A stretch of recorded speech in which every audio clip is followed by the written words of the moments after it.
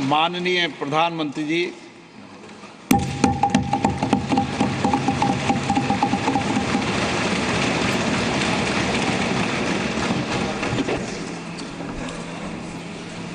आदरणीय अध्यक्ष महोदय, ये सदन का सौभाग्य है कि आप दूसरी बार इस आसन पर विराजमान हो रहे हैं। आपको और इस पूरे सदन को मेरी तरफ से मैं बहुत बहुत बधाई देता हूं।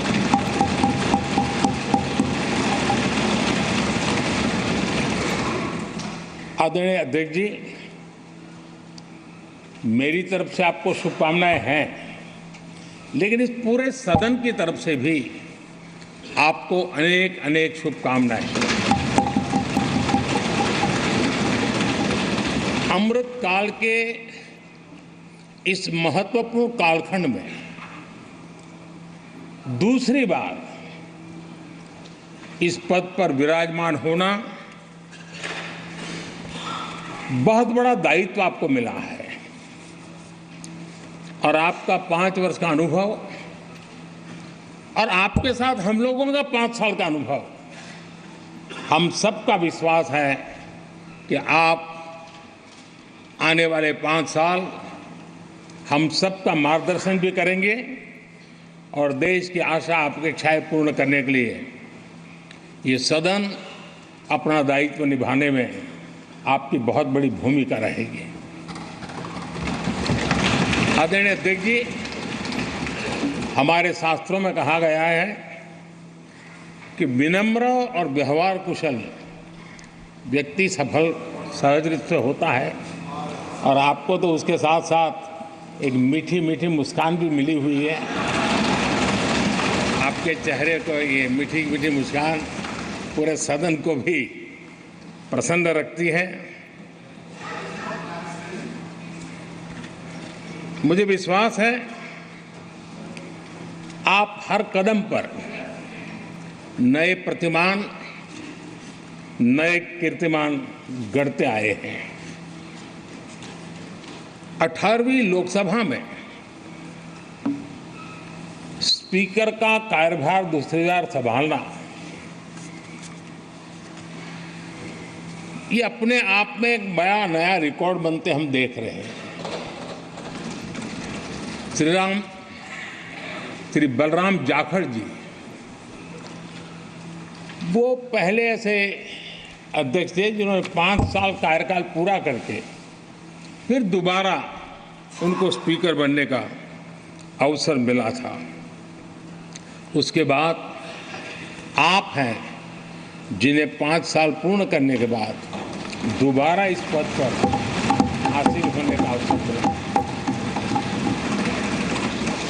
गत 20 साल का एक ऐसा कालखंड रहा है कि ज़्यादातर स्पीकर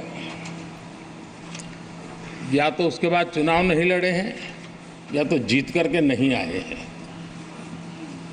आप समझ सकते हैं कि स्पीकर का काम कितना कठिन है कि उसके लिए दोबारा जीतना मुश्किल हो जाता है, लेकिन आप जीत करके आए हैं, इसके लिए एक नया इतिहास आपने गढ़ा। आदरणीय अध्यक्ष जी, इस सदन में ज़्यादातर हमारे सभी माननीय सांसद आपसे परिचित हैं, आपके जीवन से भी परिचित हैं और पिछली बार मैंने इस सदन में आपके संबंध में काफ़ी कुछ बातें रखी भी थी और मैं आज उसको दोहराना नहीं चाहता हूं, लेकिन मैं एक सांसद के रूप में और हम सभी सांसद के रूप में आप जिस प्रकार से एक सांसद के नाते काम करते हैं, ये भी जानने योग्य है और बहुत कुछ सीखने योग्य है। मुझे विश्वास है कि आपकी कार्यशैली एज ए सांसद भी हमारे जो फर्स्ट टाइमर सांसद हैं, हमारे युवा सांसद हैं, उनको जरूर प्रेरणा देगी। आपने अपने कार्यक्षेत्र में, संसदीय क्षेत्र में स्वस्थ मां और स्वस्थ शिशु एक कमिटमेंट के साथ जो अभियान चलाया है, और सुपोषित मां, इस अभियान को आपने जिस प्रकार से अपने क्षेत्र में प्राथमिकता देकर के खुद को इन्वॉल्व करके किया है, वो वाकई प्रेरक है। आपने कोटा के ग्रामीण क्षेत्रों में हॉस्पिटल ऑन व्हील्स, ये भी एक मानव सेवा का उत्तम काम, जो राजनीतिक कामों के सिवाय करने वाले कामों में आपने चुना है, वो भी अपने आप में गांव-गांव लोगों को स्वास्थ्य सेवाएं पहुंचाने में मदद कर रहा है।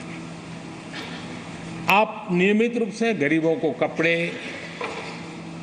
कंबल, मौसम के अनुसार छाता की जरूरत है छाता, जूते, ऐसी अनेक सुविधाएं समाज के आखिरी तबके के जो लोग हैं उनको खोज करके पहुंचाते हैं।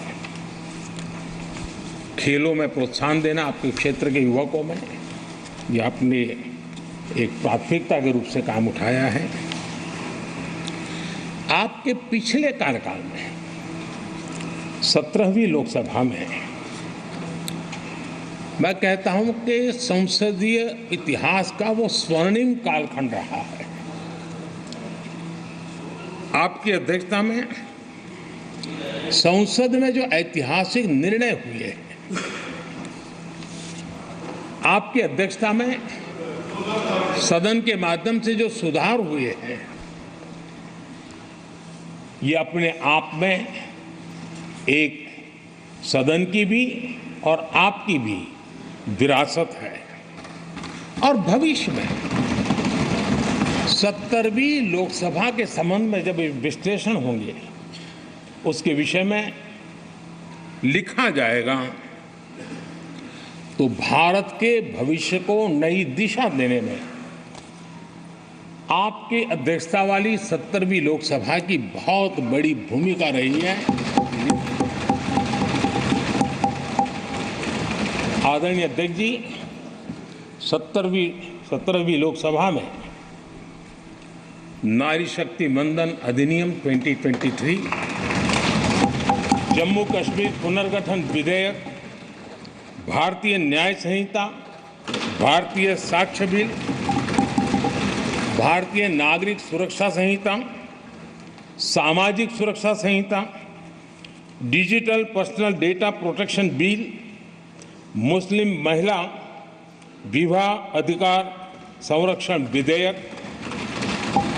Transgender persons protection of rights bill, consumer protection bill, direct tax विवाद से विश्वास विधेयक, सामाजिक, आर्थिक और राष्ट्रीय महत्व के ऐसे कितने ही महत्वपूर्ण ऐतिहासिक कानून 17वीं लोकसभा में आपकी अध्यक्षता के अंदर इस सदन ने पारित किए हैं और देश के लिए एक मजबूत नींव बनाई है।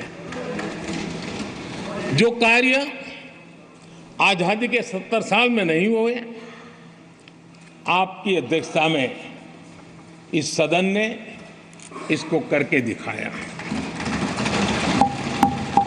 आदरणीय अध्यक्ष जी, लोकतंत्र की लंबी यात्रा में कई पड़ाव आते हैं। कुछ अवसर ऐसे होते हैं जब हमें कीर्तिमान स्थापित करने का सौभाग्य मिलता है। 17वीं लोकसभा में उपलब्धियां, मुझे पूरा विश्वास है देश आज भी और भविष्य में उसका गौरव करेगा। आज देश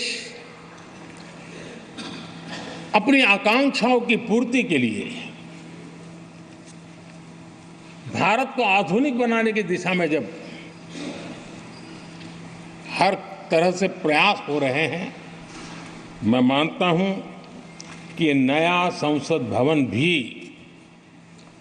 अमृतकाल के भविष्य को लिखने का काम करेगा और वो भी आपकी अध्यक्षता में। नए संसद भवन में हम सबका प्रवेश आपकी ही अध्यक्षता में हुआ और आपने संसदीय कार्यप्रणाली को प्रभावी और जिम्मेदार बनाने का कई महत्वपूर्ण फैसले लिए हैं और इसलिए लोकतंत्र को मजबूती देने में मदद मिली है। लोकसभा में हम पेपरलेस डिजिटल व्यवस्था से आज काम कर रहे हैं। पहली बार आपने सभी माननीय सांसदों को ब्रीफिंग के लिए एक व्यवस्था खड़ी की। इससे सभी माननीय सांसदों को भी आवश्यक रेफरेंस मटेरियल मिला। उसके कारण सदन की चर्चा अधिक पुष्ट हुई और ये आपका एक अच्छा इनिशिएटिव था जिसने सांसदों में भी विश्वास पैदा किया। हाँ, मैं भी कुछ कह सकता हूँ, मैं भी अपने तर्क दे सकता हूँ। तो एक आपने अच्छी व्यवस्था को विकसित किया है। आदरणीय अध्यक्ष जी, G20 भारत की सफलता के एक महत्वपूर्ण पृष्ठ है, लेकिन बहुत कम चर्चा हुई है, वो है P20 और आपके नेतृत्व में G20 देशों के जो पीठासीन अधिकारी हैं, स्पीकर्स हैं, उनका सम्मेलन आपकी अध्यक्षता में हुआ और अब तक P20 के जितने सम्मेलन हुए हैं उसमें ये ऐसा अवसर था कि दुनिया के सर्वाधिक देश आपके निमंत्रण पर भारत आए और बहुत ही उत्तम प्रकार के निर्णय उस समिट में हुए और उसने विश्व में भारत की लोकतंत्र की जो प्रतिष्ठा है उसको गौरव देने में बहुत बड़ा रोल अदा किया है। आदरणीय अध्यक्ष जी, ये हमारा भवन ये सिर्फ 4 दीवारें नहीं है। हमारा ये संसद 140 करोड़ देशवासियों की आशा का केंद्र है।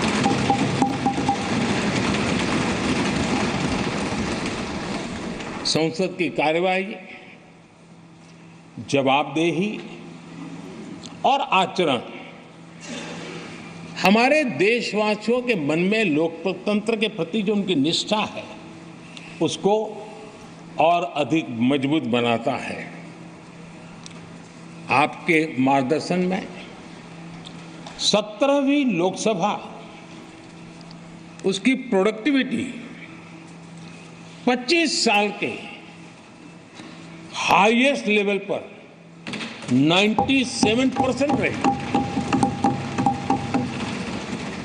और इसके लिए सब माननीय सदस्य तो अभिनंदन के अधिकारी हैं, लेकिन आप विशेष अभिनंदन के अधिकारी हैं। कोरोना जैसे मुश्किल कालखंड में आपने हर सांसद से व्यक्तिगत फोन पर बात करके उनका हाल पूछा। कहीं किसी सांसद की बीमारी की खबर आई तो आपने सदन के अध्यक्ष के नाते व्यक्तिगत रूप से उसकी चिंता की और वो सभी दल के सांसदों से जब मुझे सुनने को मिलता था मुझे बड़ा गर्व होता था कि जैसे आप इस सदन के परिवार के मुखिया के रूप में उस कोरोना कालखंड में भी व्यक्तिगत चिंता करते थे। कोरोना काल में भी आपने सदन का काम रुकने नहीं दिया। सांसदों ने भी आपके हर सुझाव को सर आंखों पे चढ़ाया। किसी को ऊपर बैठने के लिए कहा तो वो वहाँ जाके बैठा, किसी को दूसरे जगह पे जाके बैठने के लिए कहा तो वो भी बैठा, लेकिन देश के काम को किसी ने रुकने नहीं दिया। लेकिन आपने ये जो फैसले किए उसका परिणाम है कि हम उस कठिन कालखंड में भी कार्य कर पाए। और ये खुशी की बात है कि कोरोना काल में सदन ने 170% प्रोडक्टिविटी, ये अपने आप में दुनिया के लिए एक बहुत बड़ी खबर है। आदरणीय अध्यक्ष जी, हम सब चाहते हैं कि सदन में आचरण, सदन के नियमों का पालन हम सब करें, और आपने बड़े सटीक तरीके से, संतुलित तरीके और कभी कभी कठोरता के साथ भी फैसले लिए हैं। मैं जानता हूं कि ऐसे निर्णय आपको पीड़ा भी देते हैं, लेकिन सदन की गरिमा और व्यक्तिगत पीड़ा के में आपने सदन की गरिमा को पसंद किया और सदन की परंपरा को बनाने का प्रयास किया।